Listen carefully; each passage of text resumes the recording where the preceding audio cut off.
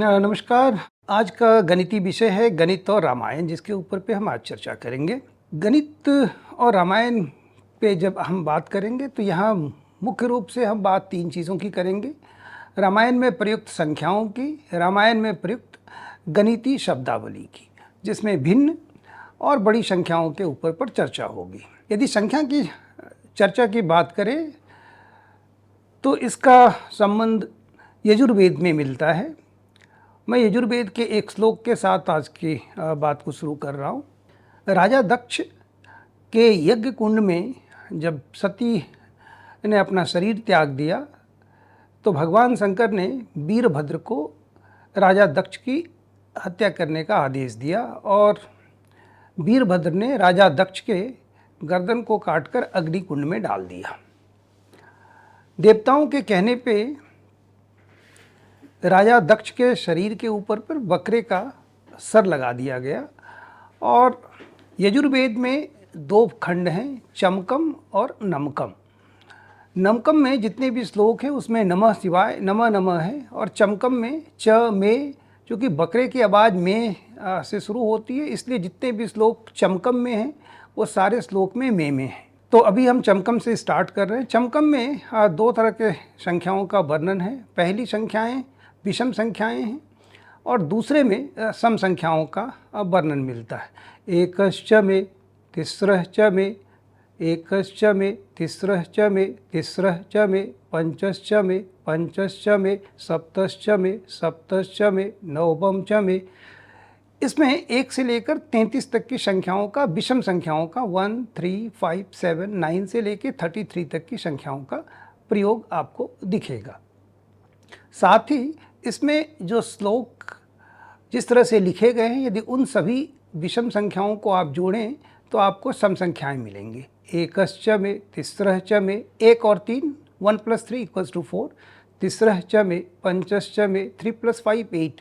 तो दूसरा जो श्लोक है उसमें 4 से लेके 48 तक, 4 से लेके 48 तक की सभी संख्याएँ मिलती हैं। पहला जो श्लोक जिसकी हम लोगों ने चर्चा की उसमें एकश्च में, तिस्रः च में, पंचश्च में, सप्तश्च में, ये 33 तक गया है और ये 33 कोटि देवता, 33 प्रकार के देवताओं को समर्पित है।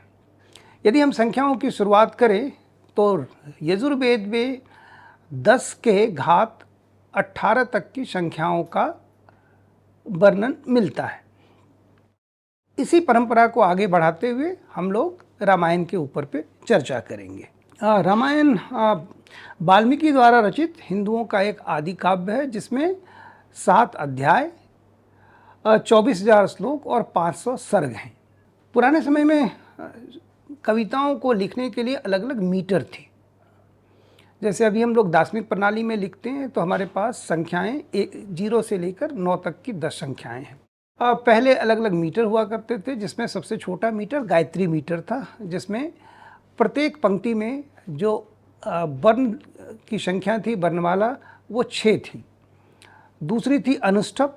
अनुष्टप में एक श्लोक के अंतर्गत 4 खंड होते थे और प्रत्येक खंड में 8-8 मात्राओं की ज़रूरत होती थी। इसका मतलब अनुष्टप में 8 + 8 + 8 + 8 32 नंबर्स की ज़रूरत होती थी। तो रामायण अनुष्टप छंद में लिखी गई श्लोक है, और रामायण के अलावा गीता, महाभारत, इन सभी में आपको अनुष्टप छंद से द्वारा लिखी हुई श्लोकें मिलेंगी।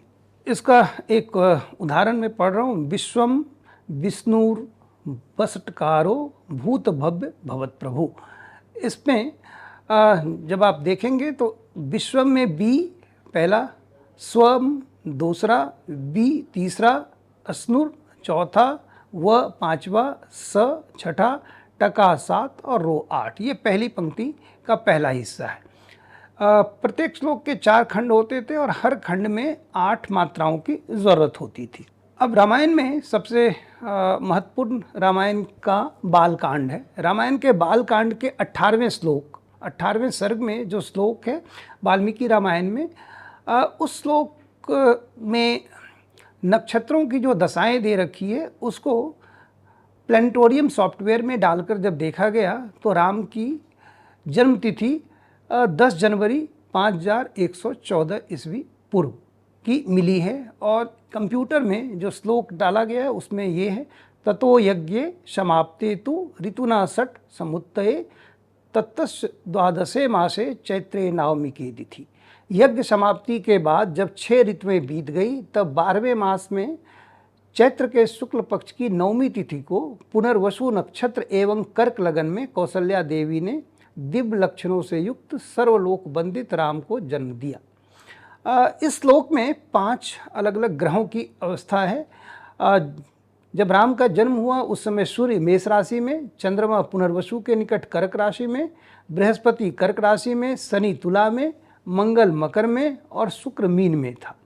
इन सारी जानकारी को जब प्लेनेटोरियम सॉफ्टवेयर में डाला गया तो ये पता चला कि राम के जन्म की तिथि 10 जनवरी 5114 ईसा पूर्व है, जैसा कि वाल्मीकि रामायण में लिखा गया है। इस तिथि के सूर्य कैलेंडर को जब चंद्र कैलेंडर में बदला गया तब ये तिथि चैत्र मास के शुक्ल पक्ष की 9वीं तिथि थी, जिस दिन हम रामनवमी अर्थात राम का जन्मदिन मनाते हैं। फ्रांसीसी खगोल शास्त्री जीन सेल्विन वेली के अनुसार लगभग 4500 साल पहले हिंदुओं द्वारा गणना की गई सितारों की गति कैसिनी और मेयर की तालिकाओं से 1 मिनट भी भिन्न नहीं होती थी। भारतीय तालिकाएं चंद्रमा की वही वार्षिक भिन्नता देती हैं जो टाइको ब्राहे द्वारा खोजी गई थी। राजा दशरथ की 4 रानियां थीं, पर उम्र के चौथेपन में जब राजा दशरथ को कोई भी संतान उत्पन्न नहीं हुआ तब उन्होंने पुत्र कामाष्टि यज्ञ करवाने का निर्णय लिया। यह यज्ञ 3 दिन तक चलता रहा और इस यज्ञ के लिए जो यज्ञ मंडप बनाई गई थी उसकी ऊंचाई 21 अरनी, 1 अरनी का मतलब 24 उंगली, तो 21 अरनी का मतलब 504 उंगली ऊंची यज्ञ कुंड थी। यही नहीं, इस यज्ञ कुंड में 21 अलग अलग कपड़ों को रत्न से 21 अलग अलग रत्नों द्वारा आभूषित करके बनाया गया था। यज्ञ समाप्ति के पश्चात राजा दशरथ ने प्रसन्न होकर अपने सभी राजपाट को ब्राह्मणों को दान कर दिया, परंतु जब ऋषियों ने उन्हें मना कर दिया राजपाट लेने से, तब राजा दशरथ ने 10 लाख गायें, 10 करोड़ स्वर्ण मुद्रा तथा 40 करोड़ रजत मुद्रा भेंट की। एव मुक्तो नरपति ब्राह्मणे वेद पारगे गवांसत सहस्त्राणि 10 तेभ्यो ददो नृप 10 कोटि सुवर्णस्य रजतस्य चतुर्गुणम। रामायण में खीर बांटने को लेकर एक श्लोक है। उस श्लोक के अनुसार कि यज्ञ समाप्ति के पश्चात अग्निकुंड से एक कलश प्राप्त हुई जिसमें खीर था, और उस खीर को बांटने के लिए राजा दशरथ ने खीर का आधा भाग कौशल्या को, शेष आधे का आधा सुमित्रा को, शेष भाग का आधा भाग अर्थात मूल का 8वां कैकेयी को दिया और शेष बचे हुए 8वें हिस्से सुमित्रा को दे दिया। इस तरह राजा ने खीर को अपनी पत्नियों के बीच अलग अलग विभाजित किया और यह बाल कांड में आपको देखने को मिलेगा। बालकांड 6ठे सर्ग के श्लोक नंबर 27 से लेकर 29 तक। यहाँ आपको जो भिन्न गणित का दिख रहा होगा उसमें कौशल्या का हिस्सा 1/2, सुमित्रा का हिस्सा 1/2 गुना 1/2 अर्थात 1/4, कैकेयी का हिस्सा 1/2 गुना 1/4 1/8 और शेष जो दोबारा सुमित्रा को मिला वो शेष का 1 -1/2 -1/4 = 1/8।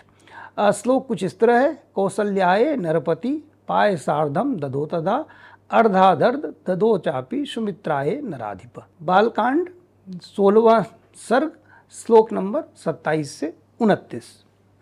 सुग्रीव द्वारा अपने सेना का विवरण। सुग्रीव के द्वारा अपने सैनिकों के शक्ति का प्रदर्शन किष्किंधा कांड के सर्ग नंबर 39 के श्लोक नंबर 17 से 39 तक दिखता है। सुग्रीव के बुलाने पर लाखों करोड़ बानर भालू इकट्ठा हो गए, जिसमें सतबली की संख्या 10 पे पावर 11, गवाक्ष की संख्या 10 का घात 10, धूम्र की संख्या 2 गुना 10 पे पावर 10, नील 10 पे पावर 8, नल 10 पे पावर 14, अंगद 101 गुना 10 पे पावर 15 तथा हनुमान 10 पे पावर 10 सैनिकों के साथ उपस्थित हुए। इस श्लोक में जो किष्किंधा कांड में श्लोक नंबर 17 से लेकर श्लोक नंबर 39 तक दिखता है, इसमें सभी सैनिकों के द्वारा लाए गए सैनिकों का विवरण मिलता है। किष्किंधा कांड के श्लोक में सभी सैनिकों के चलने की शक्ति का भी विवरण है, जिसमें गज 10 योजन, गवाक्ष 20 योजन, गवय 30 योजन, सर्व 40 योजन, गंधामादन 50 योजन, मेंद 60 योजन, द्विद 70 योजन, सुसैन 80 योजन, जामवंत 90 योजन और अंगद 100 योजन तक कोई भी राह पार कर सकता था।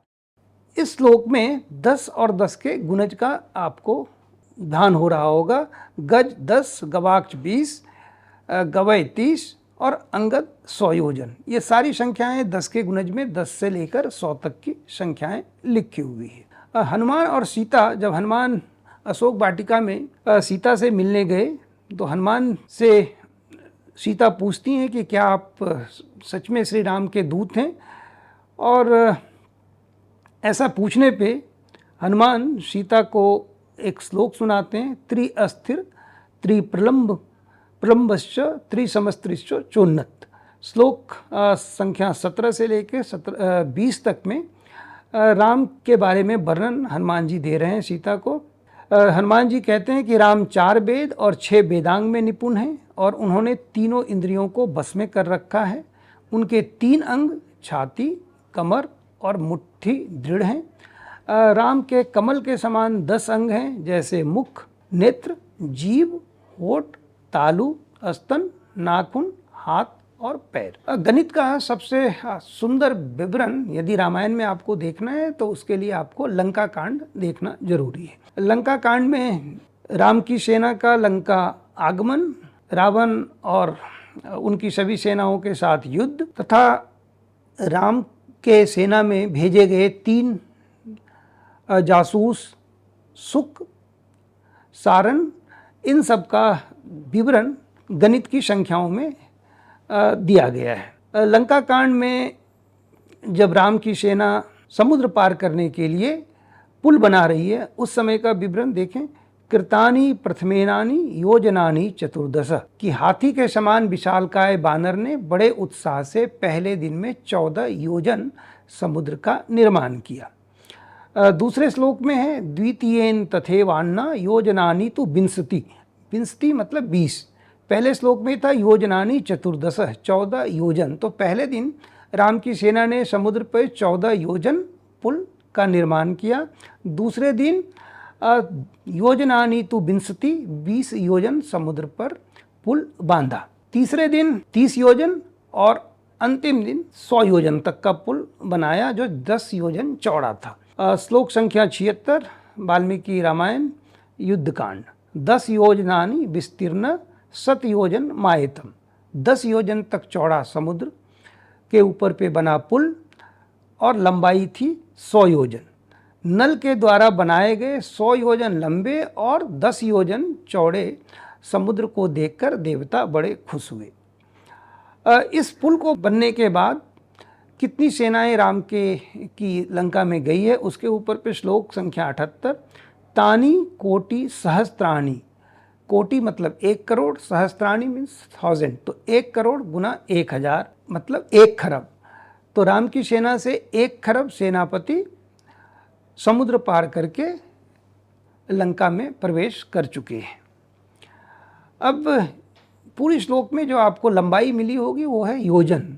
1 योजन का मतलब 3 किलोमीटर से लेकर 12.5 किलोमीटर तक है। अलग अलग मान्यताओं के अनुसार योजन की लंबाई बदलती गई है।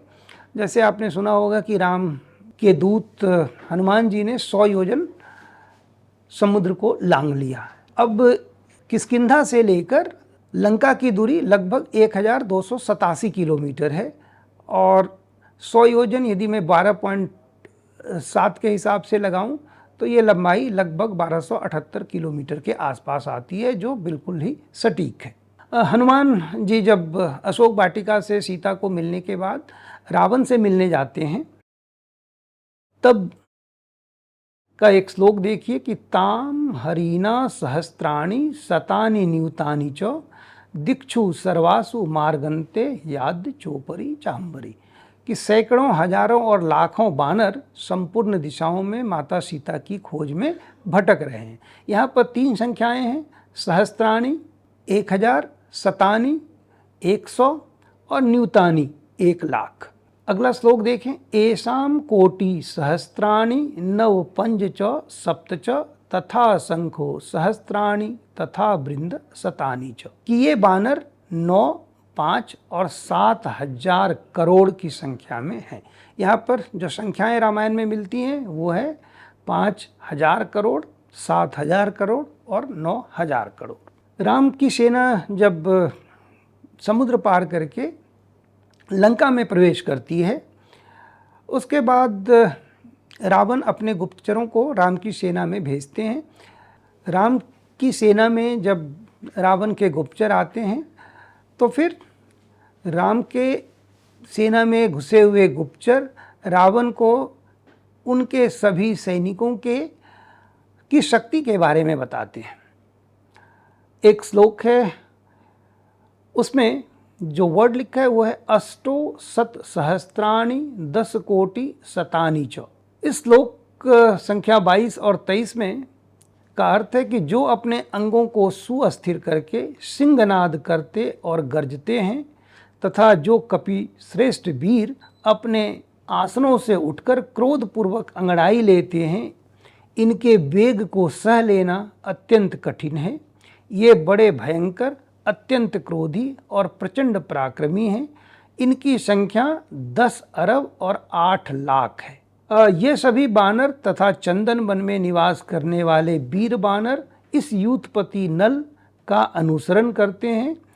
तो यहाँ पर नल की ताकत का ब्यौरा रावण को दिया जा रहा है।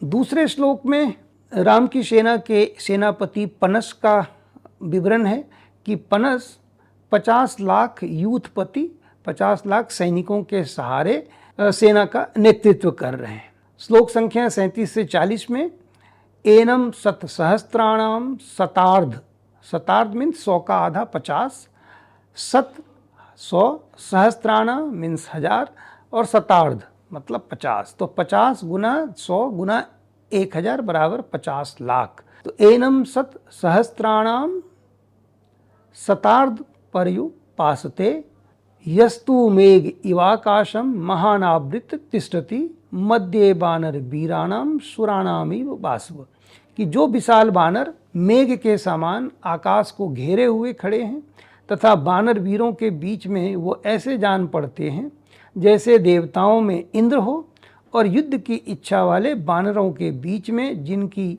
गंभीर गर्जना ऐसे सुनाई पड़ती है मानो बहुत से भेड़ियों का तुमुल नाद हो रहा हो, तथा जो युद्ध में दुस्सह है वह पनस नाम से प्रसिद्ध यूथपति है।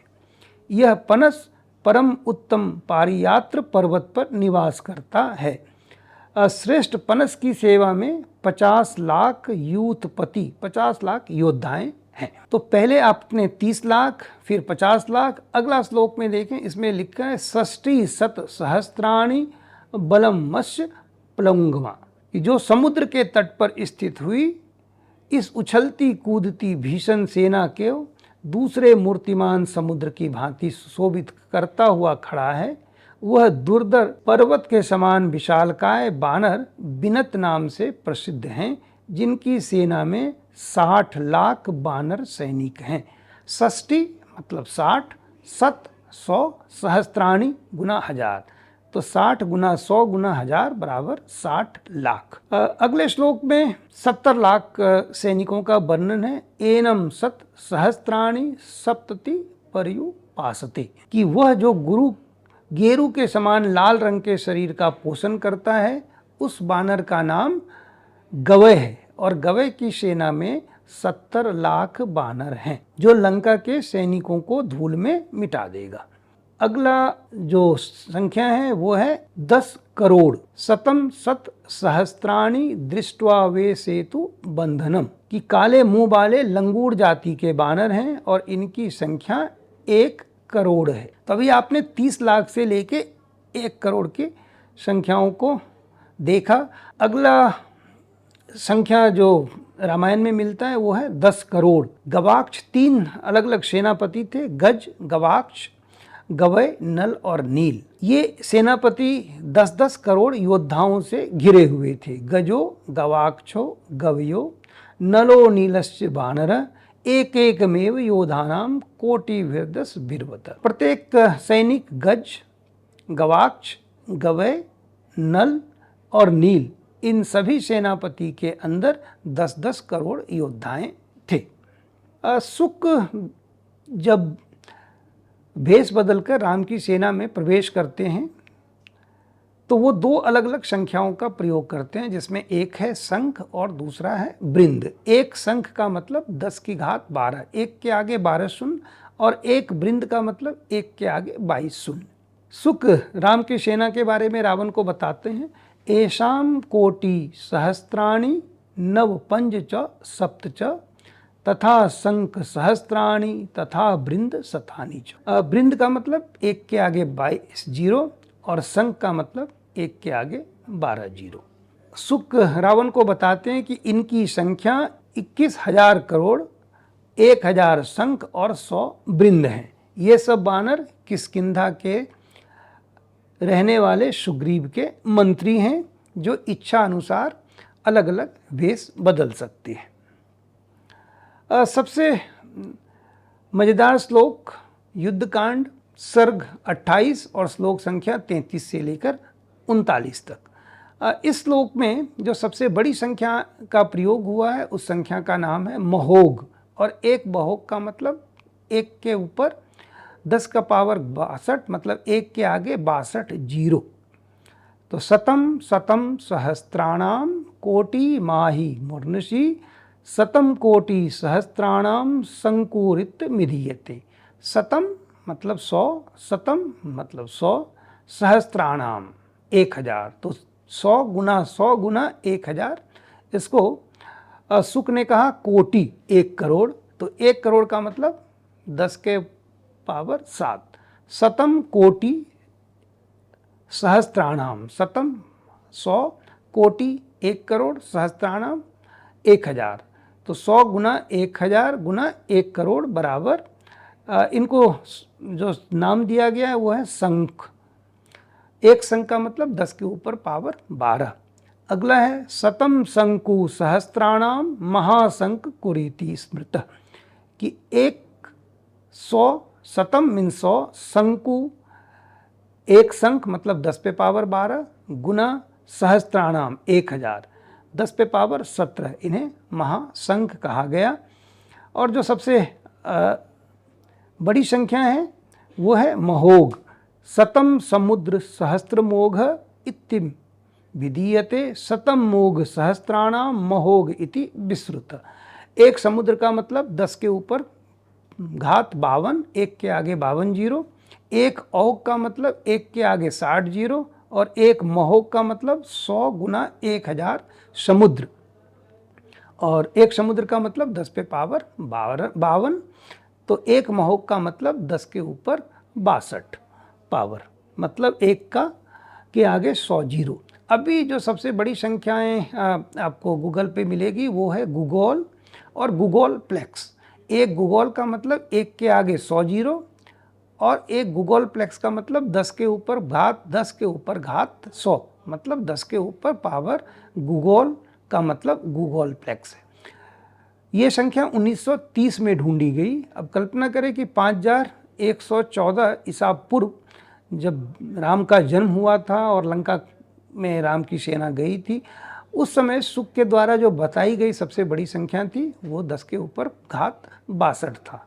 और 2023 में जो आपको गूगल में सबसे बड़ी संख्या मिलेगी वो है गूगल और गूगल प्लेक्स। 10 के ऊपर पावर 100, 1 के आगे 100 जीरो, या फिर 10 के ऊपर पावर गूगल मतलब गूगल प्लेक्स। इसके आगे शुक ने एक और संख्या का प्रयोग किया है जो है 10 कोटि महोग, जिसका अर्थ 10 के ऊपर पावर 71 मतलब 1 के आगे 71 जीरो है।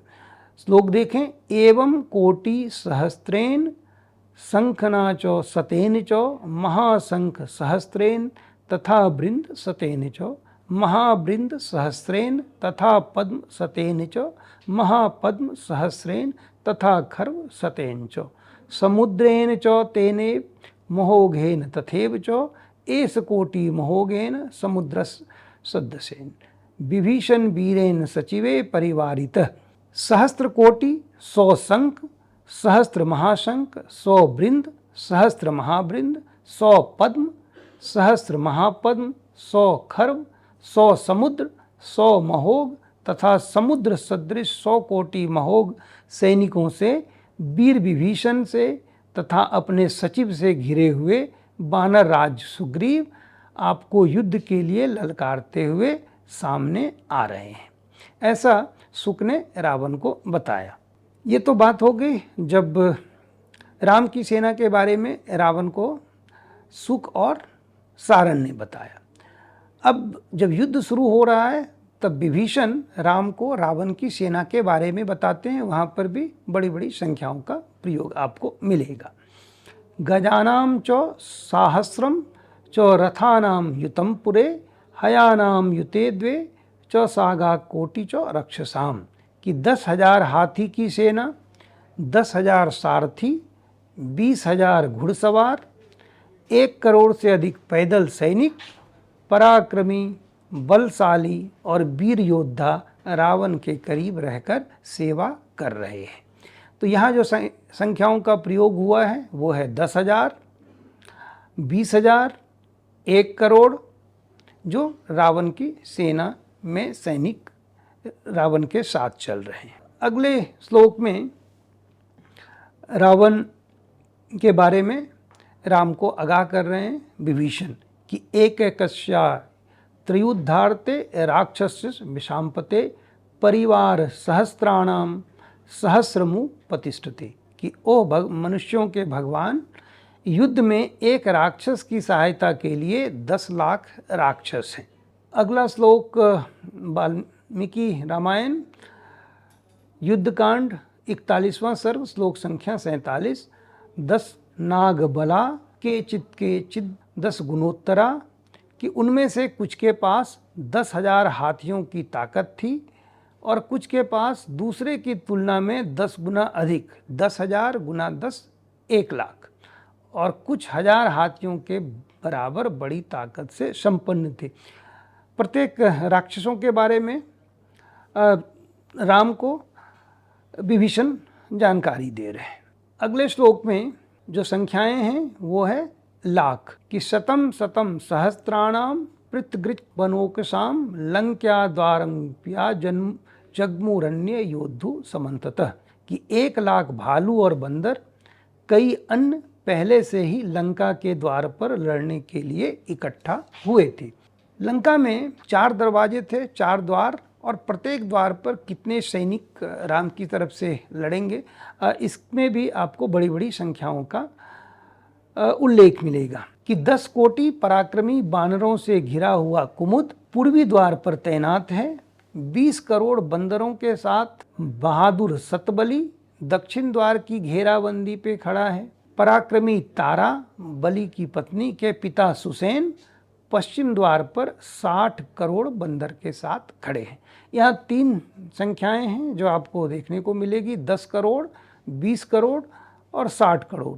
युद्धकांड सर्ग 42 श्लोक संख्या 23 से लेकर 26 तक। पूर्व द्वार तु कुमुद कोटि भी दशाभिवत 10 करोड़ बानर से घिरा हुआ कुमुद पश्चिम पूर्व द्वार पर तैनात है। एक और श्लोक देखें। इस श्लोक में राम के पक्ष में खड़े जामवंत और अन्य भालुओं के वीरता का बखान किया गया है कि 1 करोड़ भालुओं के साथ जामवंत राम के पक्ष में खड़े हैं। विशाल शरीर और उग्र रूप का गवाक्ष 1 करोड़ गुला प्रजाति के बंदरों के साथ जो असाधारण पौरुष से संपन्न थे श्री राम के पक्ष में खड़े हैं। अब पूरी रामायण में 3 चीज़ें आपको देखने को मिलेगी। वेदों में 10 के गुणक की जो सबसे बड़ी संख्या है वो है समुद्र और परार्ध। परार्ध का मतलब 1 के आगे 12 शून्य। इससे बड़ी संख्या जो 3 संख्याएं हैं जो यजुर्वेद में मिलता है उनके नाम कुछ इस तरह हैं। उसस 10 के आगे 13, 10 का पावर 13, 1 के आगे 13 शून्य। व्युष्टि 1 के आगे 14 शून्य। देशियत 1 के आगे 15 शून्य। तो अयुत से शुरू करते हुए 1 से लेके 10 पे पावर 19 तक की संख्याओं का यजुर्वेद में उपयोग मिलता है। इसी परंपरा को आगे बढ़ाते हुए महर्षि वाल्मीकि ने रामायण में जो सबसे बड़ी संख्याएं लिखी है वो है महोघ 1 के आगे 62 शून्य। इसके अलावा महर्षि वाल्मीकि की रामायण में जो सबसे महत्वपूर्ण चीज़ जो देखने वाली है वो है राम के जन्म के समय ग्रह की स्थिति, जिसे प्लेनेटोरियम सॉफ्टवेयर में डालने पे पता चला कि राम का जन्म 10 जनवरी 5114 ईसा पूर्व हुआ। और राम को जो काल्पनिक कहते हैं उनके ऊपर पे ये तमाचा है, क्योंकि ये सारी जानकारी प्लेनेटोरियम सॉफ्टवेयर के द्वारा देखने को मिल सकती है। तीसरी चीज़, राम के जन्म के पहले जब कौशल्या, कैकेयी और सुमित्रा के बीच में खीर का बंटवारा हुआ है, वहाँ पर भिन्न प्रयोग में दिखेगा 1/2, 1/4 और 1/8। तो रामायण में वेद की परंपरा को आगे बढ़ाते हुए संख्याएं 10 के घात में और 1 से लेकर 100 तक की सारी संख्याएं, जैसा हमने बात किया, यजुर्वेद में मिलता है 1 से लेकर 100 तक की सभी संख्याएं, और उसके आगे 10 के गुणोत्तर श्रेणी में मिलती हुई सारी संख्याएं 1 के ऊपर 1 के आगे 72 जीरो तक की संख्याओं का उल्लेख मिलता है। अब बड़ी संख्याओं की यदि हम बात करें तो ललित विस्तार जो बौद्ध धर्म की पुस्तक है उसमें जो सबसे बड़ी संख्या है वो है तलक्षणा 1 के आगे 52 शून्य। और वर्तमान में जो संख्याएं सबसे बड़ी है वो है 1 के आगे 100 शून्य, जिसे हम भूगोल कहते हैं। तो यदि 5000 साल पहले, 6000 साल पहले यदि हमारे मनीषियों को इतनी बड़ी संख्याएं, भिन्न के बारे में, दार्शनिक प्रणाली और गुणोत्तर श्रेणी की संख्याओं के बारे में पता है, तो ये हमारे लिए गौरव की बात है। इसी के साथ रामायण में जो प्रयुक्त गुणोत्तर संख्याएं, 10 गुणोत्तर संख्याएं, दार्शनिक प्रणाली की संख्याएं, भिन्न और सबसे बड़ी संख्याएं जो 10 के ऊपर पावर 62 है, 10 का घात 62, हमने उसकी चर्चा की। उम्मीद है आपको रामायण और गणित के ऊपर पे ये चर्चा पसंद आई होगी।